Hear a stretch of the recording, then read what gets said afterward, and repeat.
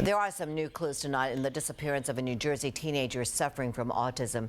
Pix 11 has obtained surveillance photos of 19-year-old Michael Carwin, showing him outside a ShopRite in Freehold just hours after authorities say he left his parents' Marlboro home on Tuesday evening. The young man, described as highly functional, has also been spotted in Times Square. Friends and neighbors have been supporting the Carwin family by handing out flyers, dropping off food, and simply praying for Michael's safe return.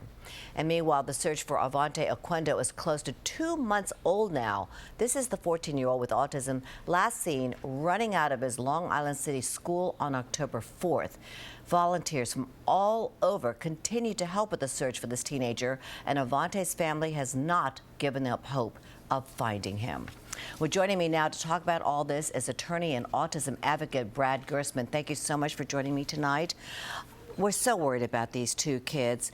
Tell me, why does this seem to be happening and keeps happening? Sure. Well, first of all, there are more individuals being diagnosed with autism, and of course the news is more aware of it, so we're going to hear more about these things.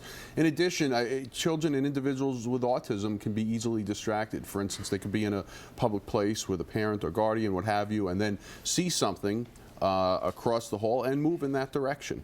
As well, there are children that are, that have certain sensitivities that have autism, that have sensitivities to the something they see or something they hear or something that is around them, and they want to move away from that as well. So again, I'm not a medical expert, but I do know so many families with autistic children that have these issues, and the children can move into a bad scenario, into a bad environment. And that's exactly what we're hoping is not happening to either one of these kids.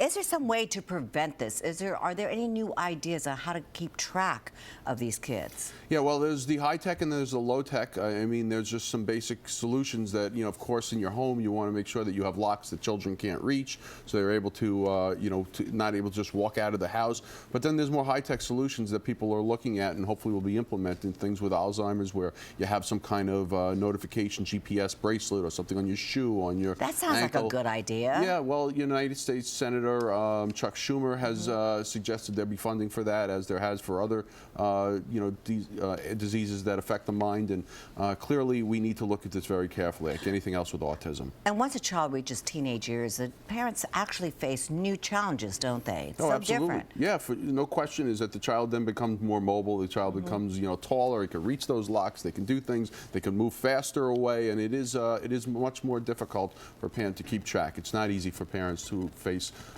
family members with autism. Thank you, Brad, so much for giving us your insight into this. Thank you. And adding, of course, to all the worry, they're dealing with those frigid temperatures out there tonight. Craig, it is so bitterly cold out there.